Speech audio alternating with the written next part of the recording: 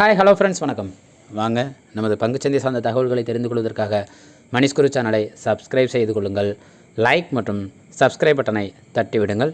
வாங்க இன்றைய பங்குச்சந்தை நிலவரங்களையும் நிகழ்ச்சிகளையும் தெரிந்து கொள்வோம்.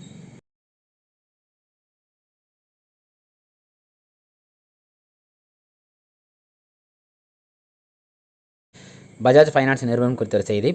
பஜாஜ் ஃபைனான்ஸ் நிறுவனம் அதன் துணை நிறுவனமான பஜாஜ் ஹவுசிங் ஃபினான்ஸ் நிறுவனத்தை சந்தையில் ஐபிஓவாக பட்டியலிட தயார் நிலையில் இருப்பதாக தகவல்கள் தெரிவித்து வருகிறது. இந்த தயார் நிலையில் பட்டியலிடல் இருப்பதன் மூலம் $1 பில்லியன் அளவிற்கு முதலீட்டை ஈர்க்க திட்டமுள்ளது. இந்த ஐபிஓவின் இனிஷியல் ஸ்டேஜுக்கு சில வங்கிகள் ஆதரவு தெரிவித்து வருகிறது. இந்த ஐபிஓ பட்டியலிடானது இந்த ஆண்டின் இறுதிக்குள் அல்லது 2025 தொடக்கத்தில் சந்தையில் நிகழும் என எதிர்பார்க்கப்படுகிறது.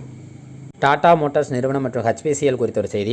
இந்தியா முழுவதும் EV சார்ஜிங் ஸ்டேஷன் அமைக்க டாடா மோட்டார்ஸ் நிறுவனத்தின் EV யூனிட்டானது HPCL-உடன் இணைந்துள்ளது. இதன் மூலம் இந்தியா முழுவதும் 21,500 HPCL விற்பனை நிலையங்கள் மூலமாக டாடா மோட்டார்ஸின் 1.2 லட்சம் மின்சார வாகனங்கள் இதன் மூலம் பயன்பெறும் என தகவல் தெரிவிக்கப்படுகிறது. சனோஃபி நிறுவனம் மற்றும் டாக்டர் ரெட்டி குறித்த ஒரு செய்தி. சனோஃபி நிறுவனமும் டாக்டர் ரெட்டியும் இணைந்து இந்தியாவில் சனோஃபி தடுப்பூசிகளை விளம்பரப்படுத்த மற்றும் சனோஃபியின் குழந்தைகள் மற்றும் வயது வந்தோருக்கான தடுப்பூசி பிராண்டுகளை விநியோகிக்கும் உரிமையை பெற்றுள்ளது. இந்த விநியோகத்தின் மூலம் ஹெக்ஸாக்சிம், பென்டாக்சிம், டெட்ராக்சிம் ஆகியவற்றை விளம்பரம் மற்றும் விநியோகிக்கும் உரிமையை ஹைதராபாத்தை தலைமையிடமாக கொண்ட மருந்து தயாரிப்பு நிறுவனமான டாக்டர் ரெட்டி பெற்றுள்ளது. REC குறித்த ஒரு செய்தி. REC ஸ்டாக்ஸ் எக்ஸ்சேஞ்சிற்கு ஒரு தகவல் தெரிவித்துள்ளது. இதன்படி 2024-25 ஆண்டிற்கான மொத்த கடன் வரம்பை 1,60,000 கோடி ரூபாய்க்கு உயர்த்த வாரியம் ஒப்புதல் அளித்துள்ளது. இதன் மூலம் 1,45,000 கோடி பாண்டுகள் மூலியமாகவும் 5,000 கோடி ஷார்ட் டேர்ம் லோன் மூலியமாகவும் 10,000 கோடி கமர்ஷியல் பேப்பர் மூலியமாகவும் வரம்பு உயர்த்தப்படுகிறது என்ற தகவலை ஸ்டாக் எக்ஸ்சேஞ்சிற்கு REC வாரியம் தெரிவித்துள்ளது. ஜென்சால் இன்ஜினியரிங்கின் மத்திய கிழக்கு தலைமை நிர்வாக அதிகாரியாக கபில் கே நிர்மல் என்பவர் பதவியேற்றுள்ளார். இவர் தனது புதிய பதவியில் அவருக்கு வழங்கப்பட்ட பொறுப்புகளில் மிக முக்கியமான பொறுப்பு. கடந்த சில நாட்களாக ஜென்சால் இன்ஜினியரிங்கில் சந்தை சார்ந்த சிக்கல்கள் நிலை வருவதை அதை தவிர்த்து வழிநடத்தும் பொறுப்பையும், மிடில் ஈஸ்ட் சோலார் PV துறையில் ஜென்சாலை முக்கிய நிறுவனமாக நிறுவி பிராந்தியத்தின் விரிவாக்கத்தை முன்னெடுக்கும் பொறுப்பையும் அவர் தனது புதிய பொறுப்பில் பதவியேற்றுக் கொண்டுள்ளார். செபியானது வரும் மார்ச் 2025க்குள் இன்ஸ்டன்ட் செட்டில்மெண்ட் எனப்படும் T+0 செட்டில்மெண்ட்டை அனைத்து ஸ்டாக்குக்கும் விரிவாக்கம் செய்ய முனைப்புடன் நடவடிக்கைகளை எடுத்து வருகிறது. அதன் முதற்கட்டமாக நாளை முதல் T+0 செட்டில்மெண்ட்டானது 25 கம்பெனிகளுக்கு அமல்படுத்த திட்டமிட்டுள்ளது.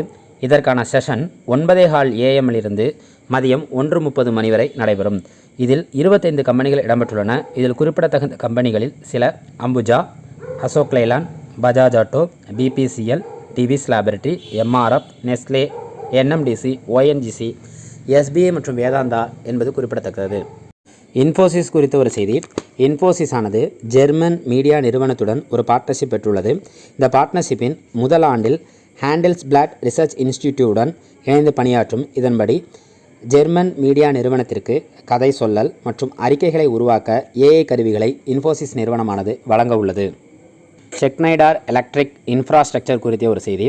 செக்னைடார் எலக்ட்ரிக் இன்ஃப்ராஸ்ட்ரக்சரானது அதன் கடன் வரம்பை 900 கோடி ரூபாய் அளவிற்கு உயர்த்த ஷேர்ஹோல்டரிடம் அனுமதி கோரியுள்ளது என்ற தகவலை ஸ்டாக் எக்ஸ்சேஞ்சிற்கு பதிவு செய்துள்ளது. ஏர் இந்தியா மற்றும் இண்டிகோ குறித்த செய்தி. கொல்கத்தா விமான நிலைய ஓடுபாதையில் இன்று ஏர் இந்தியா எக்ஸ்பிரஸ் விமானத்தை இண்டிகோ விமானம் மோதியுள்ளது. இதன் மூலம் பெரும் விபத்தானது தவிர்க்கப்பட்டுள்ளது.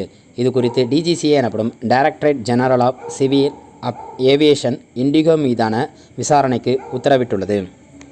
DLF குறித்த செய்தி. DLFின் துணை நிறுவனமான DLF ஹோம் டெவலப்பர்ஸுக்கு தேவையான 600 கோடி ரூபாயை திரட்ட DLF திட்டமிட்டுள்ளது. இந்த பணமானது நான் கன்வெர்ட்டபிள் டிபெஞ்சர் எனப்படும் கடன் பத்திரங்களை முதலீட்டாளர்களுக்கு வழங்குவதன் மூலமாக திரட்ட திட்டமிட்டுள்ளது. இப்பணம் எதற்காக பயன்படுத்தப்படுகிறது என்பதனை ஸ்டாக் எக்ஸ்சேஞ்சிற்கு இதுவரை தெரிவிக்கவில்லை. இந்த DLF ஆனது இந்தியாவின் லார்ஜஸ்ட் ரியல் எஸ்டேட் டெவலப்பரின் in terms of market capitalisation அடிப்படையில் லார்ஜஸ்ட் டெவலப்பராக திகழ்கிறது. JBM ஆட்டோ குறித்த செய்தி. தேர்தலுக்கு பிறகும் பிரதான் மந்திரியின் E-பஸ் சேவா திட்டத்தில் அரசு முனைப்புடன் செயல்படும் என்று JBM ஆட்டோவின் MD-யான நிஷாந்த் ஆர்யா என்பவர் தகவல் தெரிவித்துள்ளார். ஏசியன் பெயிண்ட்ஸ் நிறுவனத்தின் இண்டிபெண்டன்ட் டைரக்டராக இரண்டாவது முறையாக திருமதி பல்லவி ஷரப் என்பவர் மறுப்பு தெரிவித்துள்ளார்.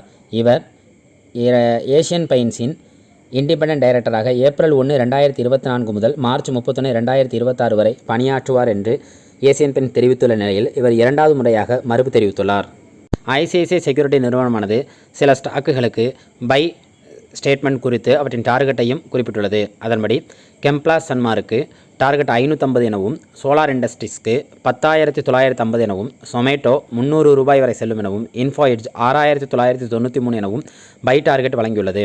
மேலும் ஆனந்த் ரதி பிஏ இண்டஸ்ட்ரீஸ்க்கு பை டார்கெட் வழங்கி அதன் பங்கு விலை மதிப்பானது 4,600 வரை ஏற்றம் காண்டும் என்ற தகவலையும் தெரிவித்துள்ளது.